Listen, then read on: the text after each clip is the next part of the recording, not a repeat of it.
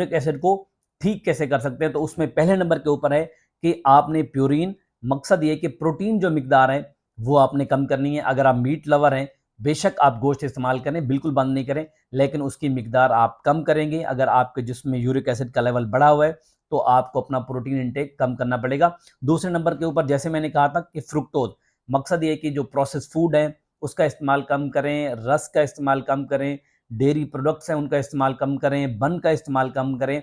ऐसी चीज़ें जो बहुत ज़्यादा मीठी हैं, अगर आप उनका इस्तेमाल कम करेंगे तो आपका यूरिक एसिड का जो लेवल है वो आहिस्ता आहिस्ता नीचे आना शुरू हो जाएगा।